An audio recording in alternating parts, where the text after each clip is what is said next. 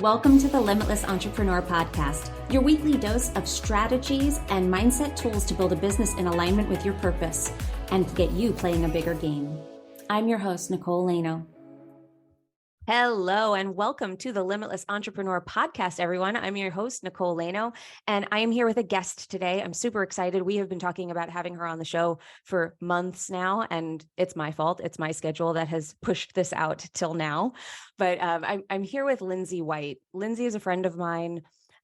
She is a sought after leadership coach. She is a people operations expert. She's a mom. She's a podcaster. She has so much going on. I'm going to let her introduce herself. But part of the reason why I wanted to bring her on was we did a human design reading together, and she's a remarkable human. And one of the things that I love about human design readings is that I can show you just how darn remarkable you are. And it can shine some light on simple shifts that you can make to have really big impact. We don't have to. Sometimes there's this conditioning of feeling like we have to change so much about us or the way we're doing things. And it can be as simple as waiting or listening differently or just approaching something a little differently. And she embraced this and embodied it so much that I was like, can you come on the show? And can we talk about this? And can we talk about what you do and all the wonderful things that you do? So I'm really excited to have her here. She is a 3/5 Splenic Projector. And we are going to be talking all about her human design and all about her journey. Lindsay, welcome to the show. Thank you. I'm super pumped to be here. I'm so happy to have you here. Tell everybody, you introduce yourself. I prefer to have the guests do that. You do it better than I do. Tell them a little bit about you, what you do, and all the things. Yes, I'm a super passionate leadership coach. I work with female entrepreneurs and small business owners to really help them embrace their authentic leadership style and be a really high quality leader in their business, but also in their life, create that work-life blend that we all want to have. I have an extensive HR and talent management background, so I also will work with those incredible ladies to build beautiful workplace cultures and all the programs and processes that support their people in their performance. Because when our team is happy, they make our customers happy. And when our customers happy, they bring us more money and more customers. And ultimately, our businesses really thrive at that point. As you can tell, I'm super passionate about doing that work. I'm, like you said, I'm a mom of 4. I'm a grandma, a glamma. Let's be clear. I'm too young to be a grandmother. I am a glammother. I'm a glamma of 2 sweet little baby boys. I'm a pet parent. I'm a sister and auntie, all sorts of different things. Like most of us, I play about a dozen different roles. Oh, and I'm a wife. I have a really great husband who's loving and supportive. Yeah, that guy. Yeah. We don't have to, we forget about them. We're like, I'm a mom, I'm a glamour, I have fur babies. And it's like, oh, right. But I have one of those men that it supports me and loves me and lives with me. And we've been together for like the majority of my life. Yeah. Yes, him. Yeah, him. That guy. Yeah. I love it. I love it. Can you talk a little bit about, if you remember, because we did not talk about this before the show. We haven't prepared this. This show is not prepared. I have preparation that I do, but we don't talk about what we're going to talk about on the show necessarily before we get on. But do you remember where you were before we did our reading? There was some stuff that was moving around in your business. And can you speak to that a little bit? Yeah. I can remember. I was frustrated. I think that's the biggest word, that sort of is central to how I was feeling. I'm really passionate about what I do. I really love doing it. And I know that it's really something that's deeply needed and really impactful. And I was really struggling to connect what I do and why it's important with who I want to work with and how it can change and impact their life and their business. And so I was just in this place of really deep frustration and some anxiety because I'd had done some launches, created some, programs that just didn't get off the ground the way that I wanted to. And I was, struggling to figure out what isn't working. Like I know I'm missing something, but I don't know what I'm missing was kind of what kept coming up for me. And so the idea of doing the human design reading, I thought, maybe this will give me some direction. This would tune me into something that again, I know I'm missing something, but I just I can't seem to figure out what that is. And so, and I'm just so driven that I was kind of beating my head against the brick wall a little bit. Mm-hmm. Yeah. And what I remember from that too, I remember feeling, and I think we talked about this in the reading, was, and I went back to the recording of our reading, kind of just skimmed it, listened to parts of it. There was this feeling of chasing people, chasing the clients, chasing, like, kind of trying to get the visibility and that converting and moving people over into, there was a fair amount of like convincing, it felt like. Yeah. Yeah. And which was deeply uncomfortable for me. Mm-hmm. It really was. And what we worked on and what we discussed in there was, projectors, you're here to be recognized. You're here to be recognized. And it's deeply frustrating and can turn to what we refer to as bitterness. The not self theme of projectors is this theme of bitterness when we aren't being recognized, when projectors aren't recognized. It's just like, why is it no one can see? Why is it that I'm doing all of these things and nobody's seeing me? Nobody's recognizing me. Nobody's seeing how I can help. Nobody's valuing my work. Nobody's valuing what I know. And I know a lot. Yeah. Yeah, totally. And what changed after our reading? I know I got a voice memo from you, and that was kind of what spurred this. I was like, will you come on the show and talk about this? So can you talk a little bit about what did you implement, or what clicked into place after the reading for you? Yeah. So I think one of the most impactful things, and I have it written down, I was showing Nicole before we hit record, I have my like personalized printout highlighted and underlined. I've read it about 18 times. And it was a phrase that you said during the reading that was so, I think, impactful for me and really allowed me to do that, that surrendering piece. And you said to me, this is what you need to do, and repeat, like, I'm willing to surrender. I'm willing to see things differently. And, I'm ready to be guided. Send me the invitations that are right for me. And I think it was that word invitations that really resonated. It's what I was really missing, was that I needed to be invited. And it actually, what it made me think of was being a kid on the playground. And I grew up in a place where I was the odd man out. And I remember standing on the edge of the playground waiting to be invited to play tag, invited to go on the monkey bars, invited to participate. And I think that's exactly how I felt. Is, you're right, I was sort of chasing because I so deeply want to help.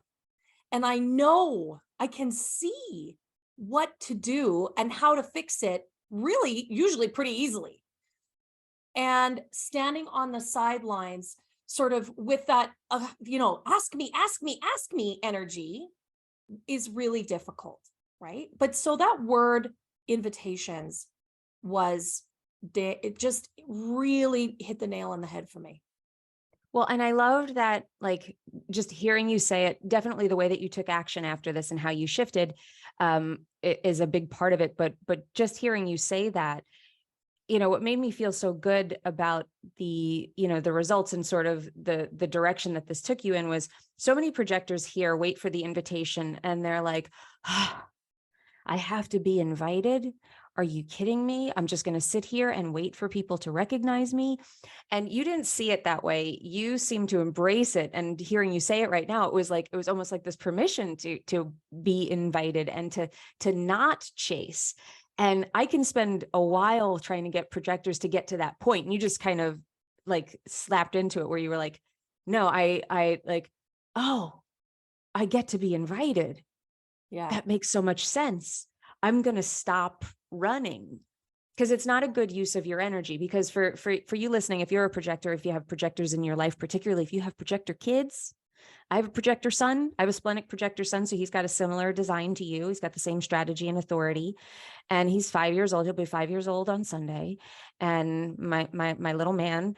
And I know exactly what you're talking about that playground, about waiting to be invited, that you literally feel like there's an invisible wall. Like I can't enter yet.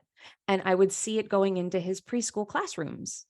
And I would see him stand at the doorway like a vampire. Like, I can't go in until I'm invited. I can't go in until someone asks me. There'd be people like waving to him and saying hello.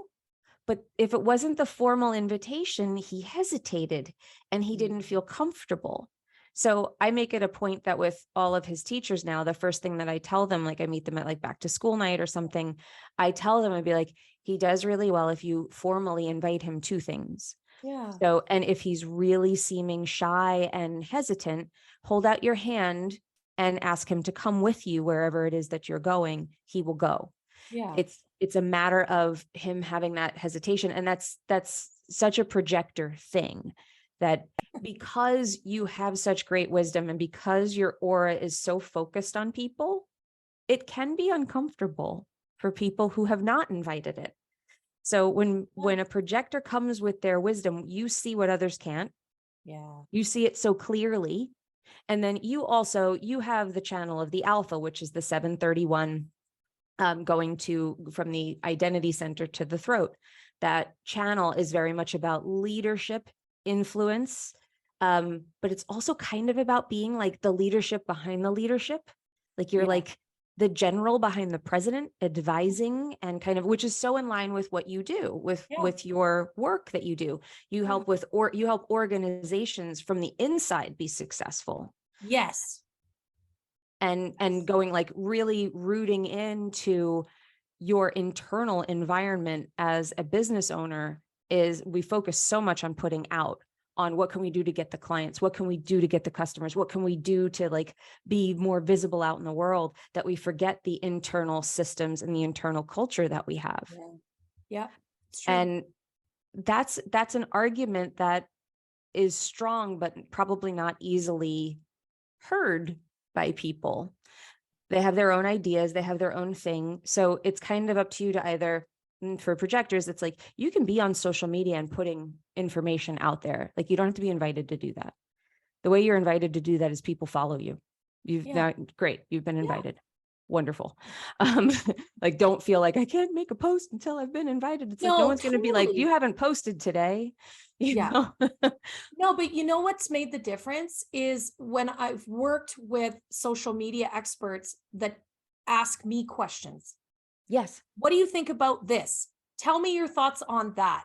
Where are you, how do you do this? That's so I can talk all day, right? Coming up with the stuff all by myself is way harder. Mm-hmm. I have an invitation from someone to articulate it, to talk about it, to work together on it.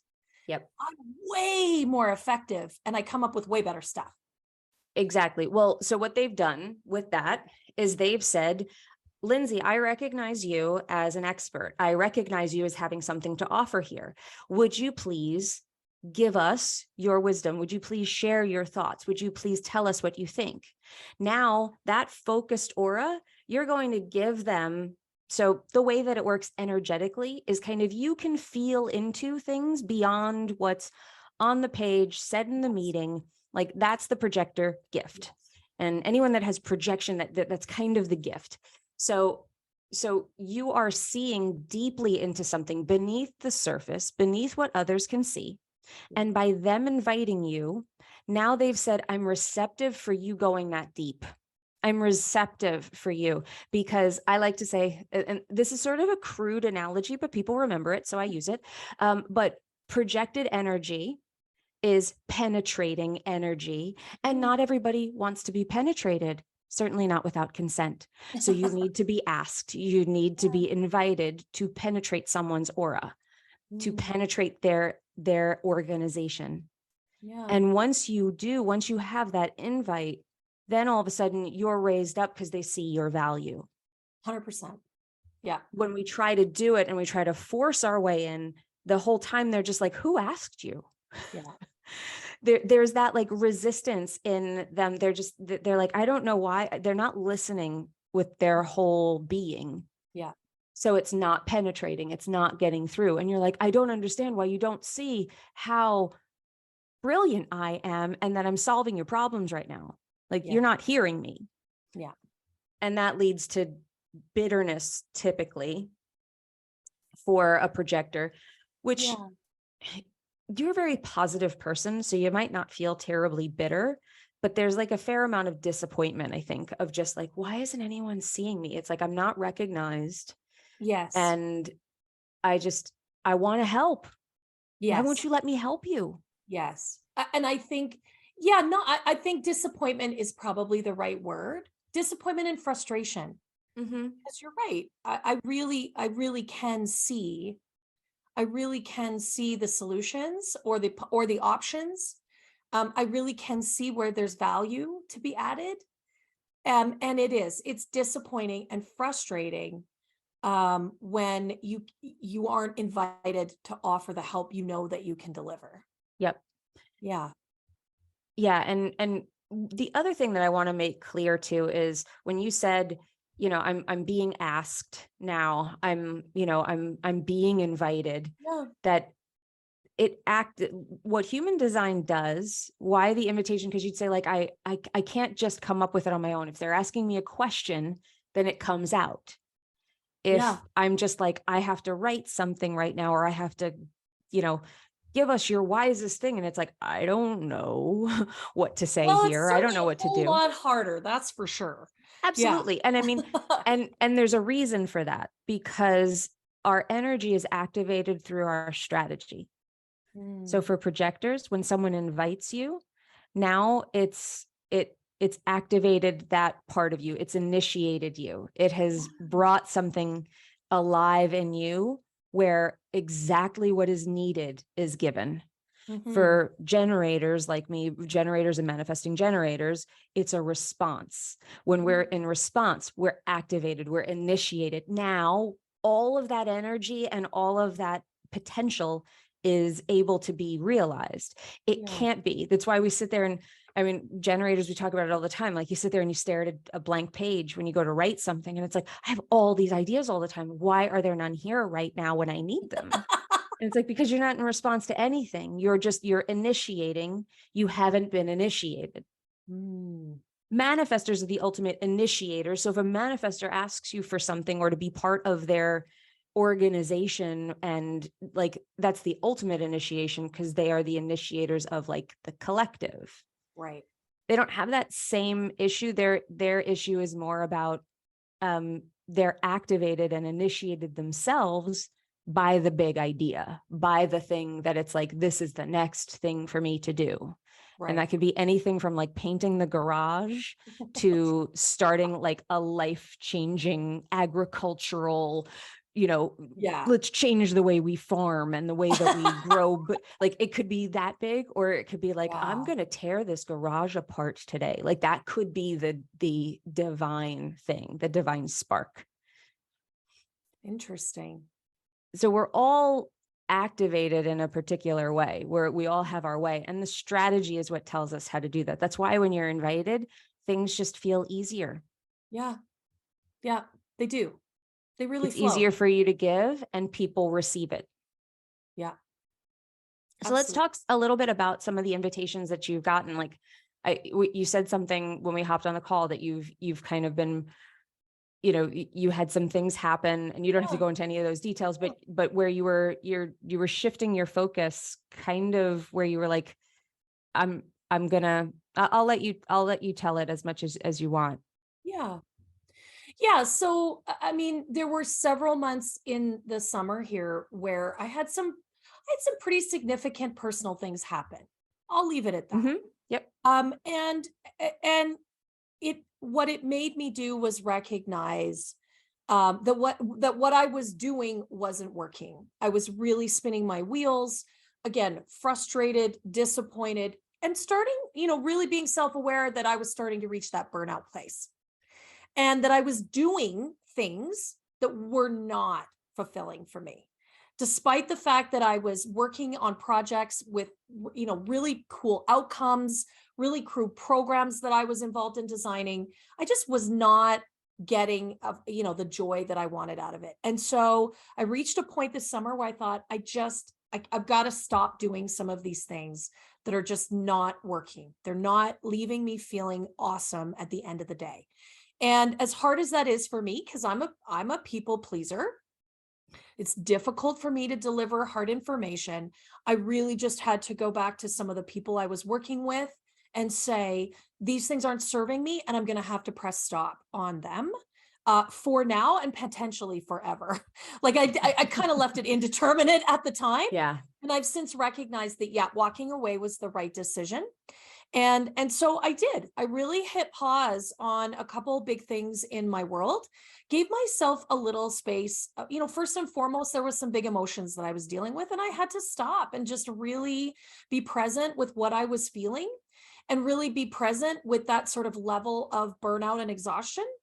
And what ended up happening in the course of that pause was I was presented with some really cool opportunities. One of which I decided to accept. So I was actually offered a part-time organizational development role with a really beautiful charity in my city. And it is a charity that has served this community for 100 years and has an impeccable reputation. And they were really looking to do some incredible strategic work on their people and culture around their values, performance, leadership development, all of the pieces that just light me up. And there was another opportunity at the same time. And I had to make a decision. And actually, I know that I made the right decision. And so I stepped into this part-time role with this beautiful nonprofit. And from that, even more opportunities have come to do more consulting work, to work with new coaching clients. And it's been a slow and steady progress in terms of invitations happening sort of every week. Interesting ones, that just pique my curiosity, that match my skill set and my talents and my deep desire to serve leaders and their teams. That's beautiful. And I mean, like one invitation led to many, and that's what we want people to trust in, that if your strategy is to be invited, trust that you will be invited, but you're not going to be invited when you're spending all of your energy and using it poorly, trying to chase people down and be seen. Yeah. That's not how your aura is. People feel that. People feel a projector aura. It's strong. It is focused. And if it's in desperate energy and we use the term bitterness because it's that, like, why isn't anyone seeing me? Why isn't anyone seeing me? Like that's the vibe. That's what people feel. Yeah. That's what we put out. When you stop putting that out, and for you, it was so much like, that line that you wrote down, which is just like where I do it myself. I just say, give me things to respond to. Yeah. It's like, I surrender to this process. I'm going to see myself for all that I am. I'm going to recognize myself, and God, universe, whoever is up there listening. Yeah. Give me the right things to respond to. I'm not going to get in the way. Yeah. Because that's what we do. We muck it up by getting in the way. Totally. And I think I was totally doing that. I was trying so hard. You're in good company. Right? And I think from the right place. But you're right. I was totally getting in my own way. And just this idea of send me the right invitations. Mm-hmm. Send me the right requests. Give me the right opportunities. Right? Put me in, coach. Yep. Right? That's what I needed. And, and that energy is fine. It was just that's what I mean by like a simple shift, where it's like, I can just put all that focus that I'm saying, like, why aren't you recognizing me, to just being like, I am so good at what I do and I love what I do. And I'm going to put all of my focus into loving what I do. Yeah.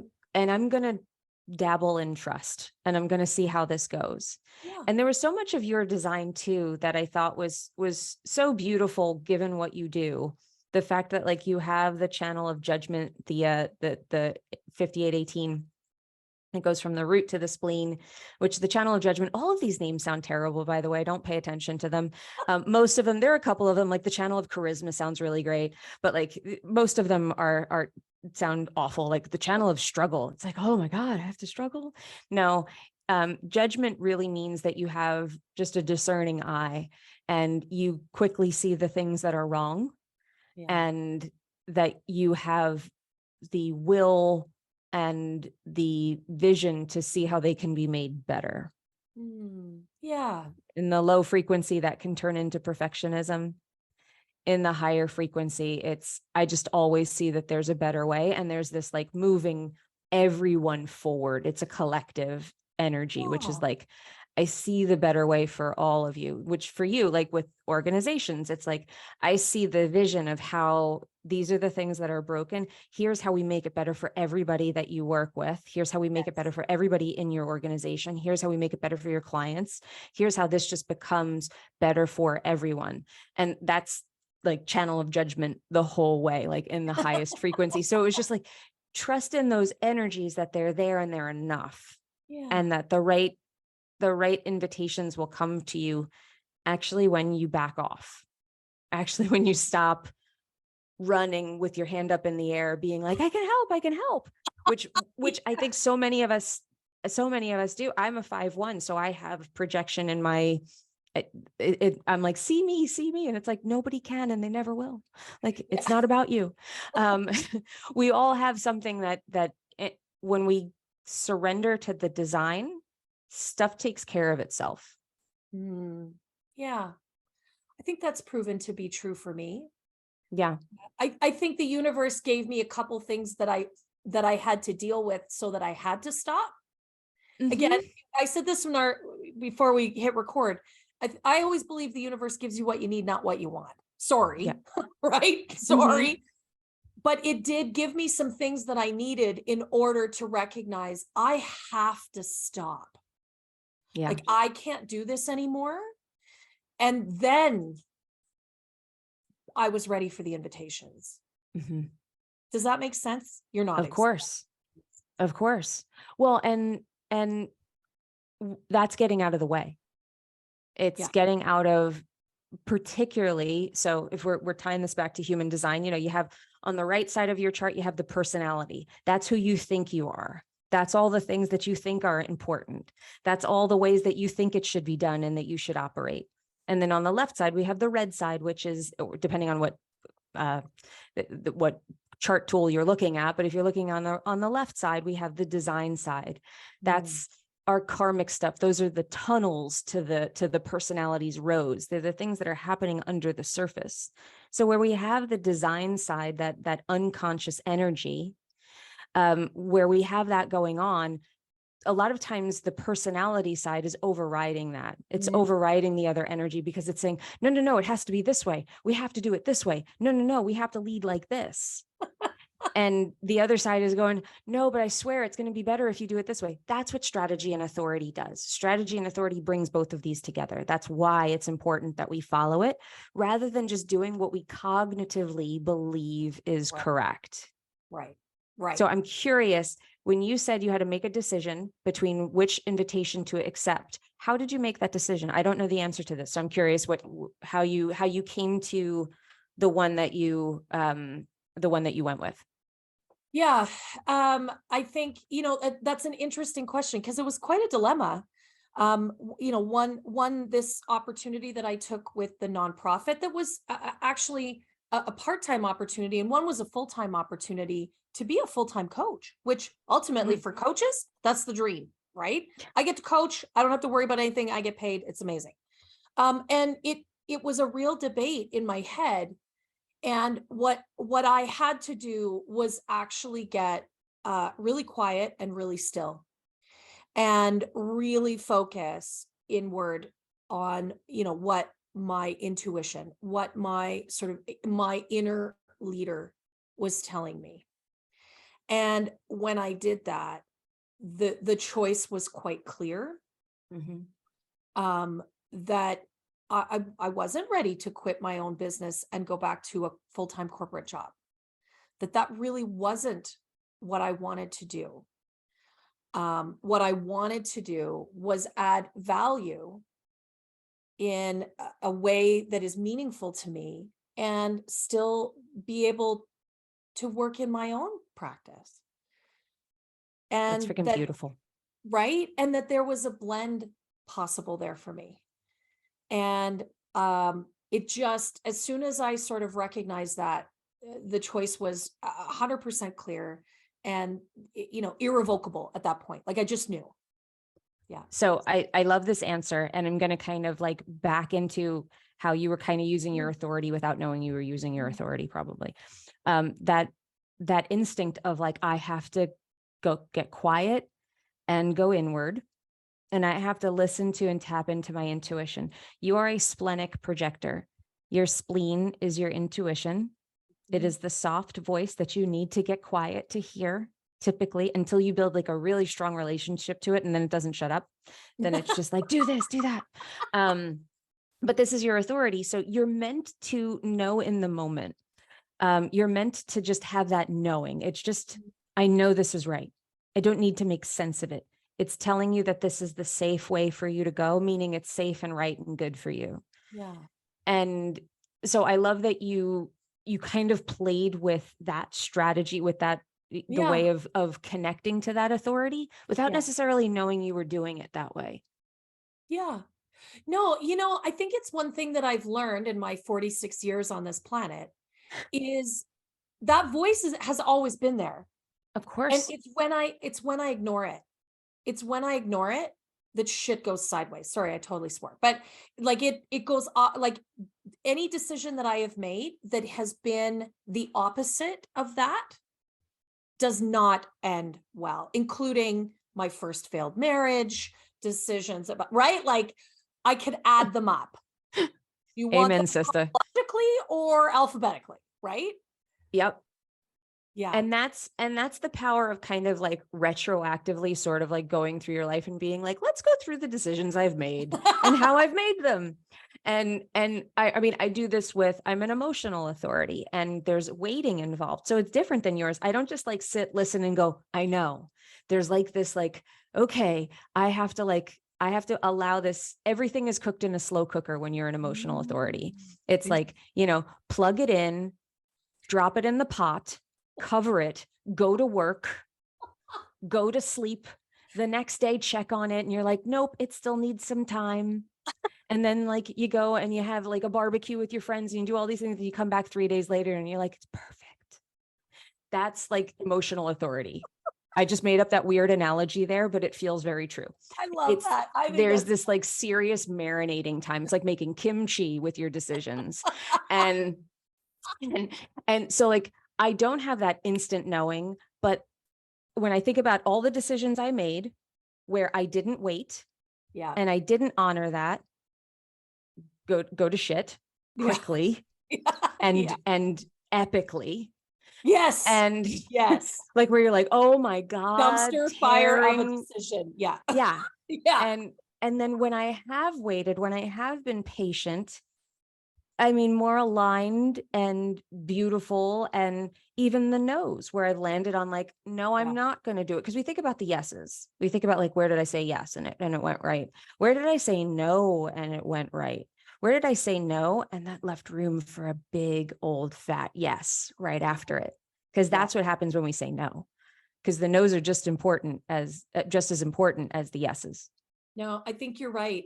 We focus on the yeses, but the no's, and certainly again, going with some no's in this past summer was exactly what enabled some really great yeses for me and continues, because I wouldn't have the space if I hadn't said no, and I would have ended up miserable, is the truth. Yeah. And that's honestly what strategy and authority, it's not trying to make us rich necessarily. Like that's, it's about keeping us happy. It's about keeping us using our energy well. The thing that we don't realize though, is that the byproduct is typically money. It is typically fulfillment, because it's where people want to be around us more when we're fulfilled, when we're in a good place, when we're doing what we're meant to do. That's when the perfect aligned things come your way. You stop working so hard to make it all happen. You can do more that makes you money when you're in that energy, and life just gets better. When I started following my strategy and authority, I reduced the amount that I worked and marketed and all of that drastically, and I made more money and happier. Yeah. And now it's like, okay, well, how do I maximize that? And there's bigger decisions being made, but every single thing goes through strategy and authority. Yeah. Because I know what happens when I don't, and I prefer the results for when I do. Yes. Strongly prefer. But I wanted to, the one other thing I wanted to mention, you mentioned, you labeled yourself as a people pleaser a couple of times in this interview. And I wanted to bring up, you have an open solar plexus. So you have not completely open, you do have gate 6, but you have an undefined emotional center. And that can be a center. There's a few places where people pleasing can come into play in the chart, but that one in particular is about avoiding confrontation, is about like, I'm just going to stay here and stick with the status quo rather than changing it, because I don't want to ruffle any feathers. I don't want to confront anybody. I don't want to hurt anybody. I don't want to make anyone mad. I would rather be miserable myself than deal with what confrontation could mean for me and others. So that was just something that, since that came up, just kind of like with you on here and anyone listening with an open solar plexus or an undefined solar plexus, that doesn't serve you. And I think you saw how it wasn't serving you. You were staying in that position. And while it was cool, you were like, I know it's not right, but I don't want to tell these, I don't want to let anyone down. What if they're mad? What if like any of those thoughts that could have gone through your head at that time. Yeah. It wasn't serving you and it wasn't serving them. To avoid it. No, it's true. It for me, it goes right back to being on the playground again.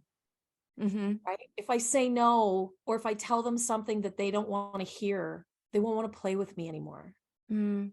Right. So, and now I think, again, 46 years on the planet, I do believe that I've gotten better at being able to disappoint others in a way that it serves me, right? Mm-hmm. And not sacrifice myself on the altar of making others happy. It's not that I don't get caught in that trap at moments in time, right? Like, don't get me wrong, I still end up in places and situations and think, how the hell did I get here? Like, I never should have said yes.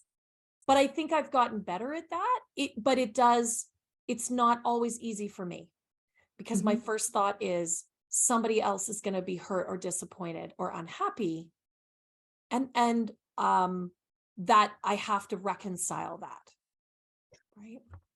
And I deeply feel that. And I think, I don't think there's anybody listening to this that's like never felt that before, unless you're a very callous person. If you're like, I've never cared about anyone's feelings. Well, and just that feeling of being left out, like I may never be invited again. Yeah. Totally. If I turn this invitation down, if I disappoint somebody, then there goes my chances for the future. Yeah. And that's They'll why never I think play with me again. Right. And there goes my chance. I'm going to die alone. Yeah. But like, and I mean, I see that with women with dating and things like that, like I'm going to stay in this relationship because what if there's nothing else on the horizon? And it's a really sad thing. I don't want to hurt anybody. I don't want to, I know the implications of this. And there's a difference between, and there's a line between being, there's ways to be considerate and still not give your life away and 100%, change for that. Right. But the reason I wanted to bring it up is that what human design teaches us is that, those tendencies of the white space, the not self of those centers, which for the solar plexus, the not self is people pleasing and avoiding confrontation at all costs. Yeah. I won't do this because I might get somebody, I won't stand up for myself. I won't speak my truth because I don't want to hurt anybody. I don't want anyone to get mad at me. Yes. And all the things, like there's so many other questions and arguments around that, but that's the not self of that. And what human design teaches us is that our not self, us being in the not self, serves nobody.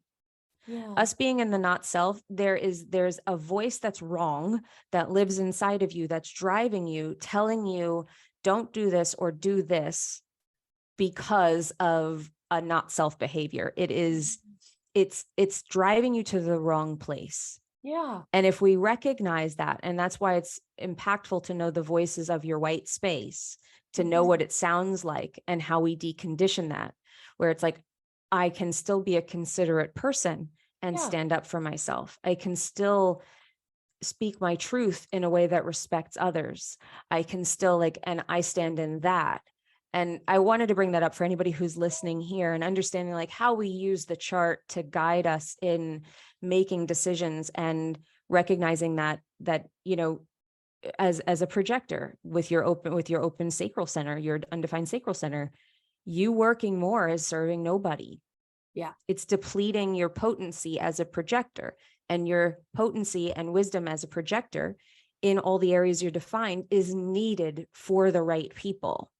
So you pushing through that sacral center to be more places and to work more and to keep up and to be driving from that place rather than resting yourself is actually not serving you or anybody else. That's a not self voice telling you that that's the right way for you, if that's coming through.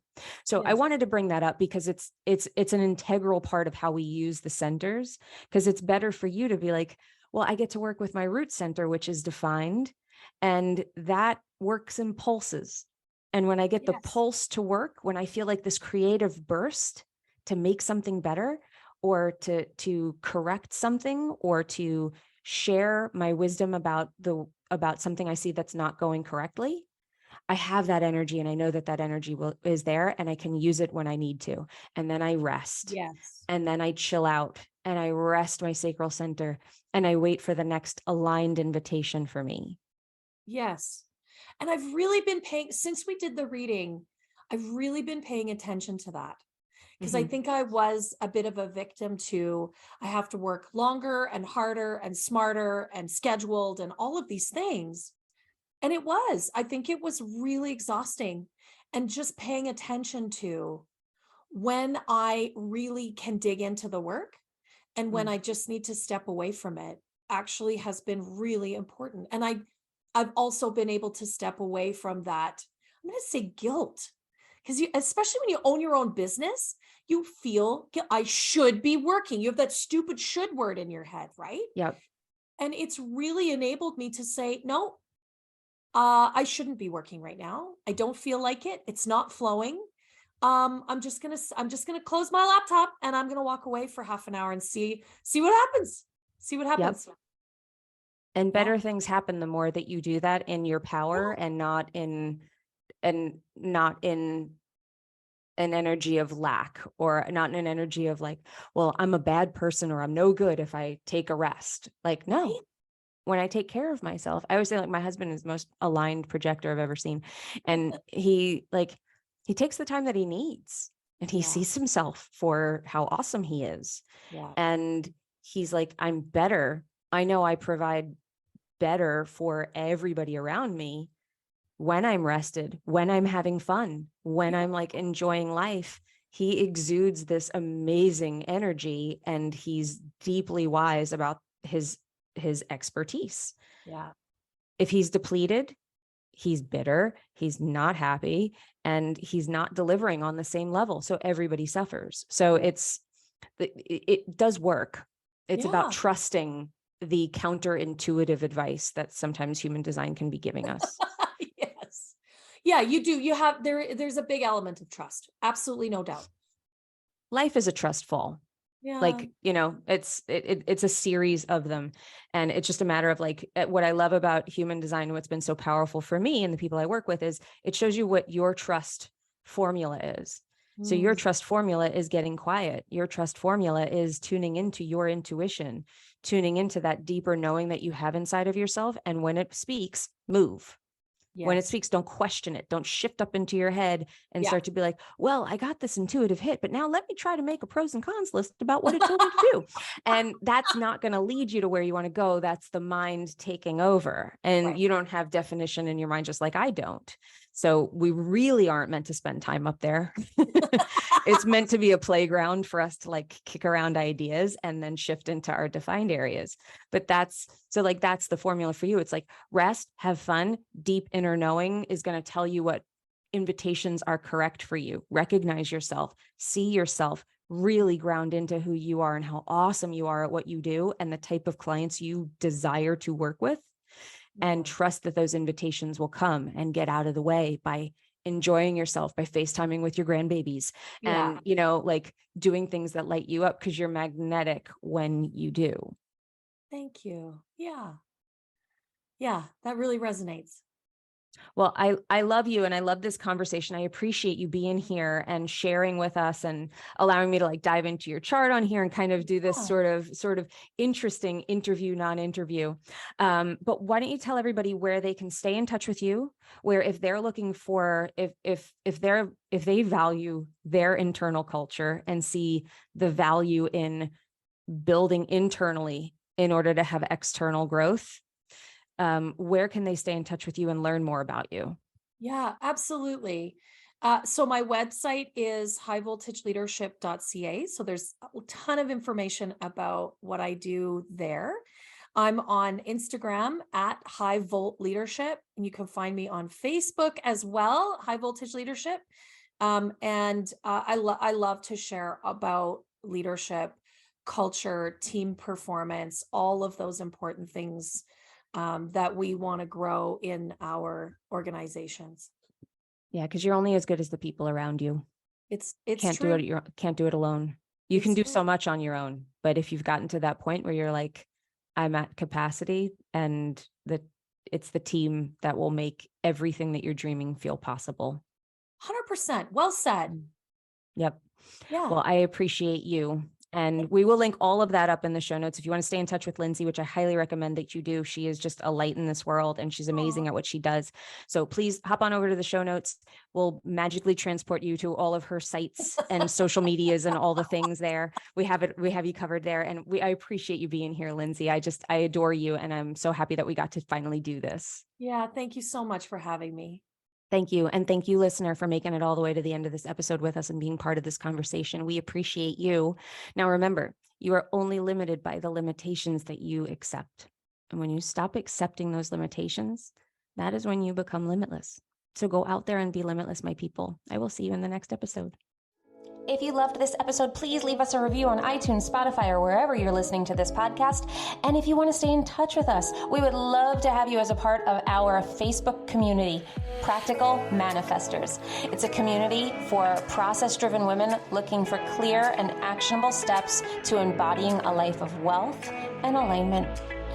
Join us at Practical Manifestors in Facebook or go to www.innerceogroup.com.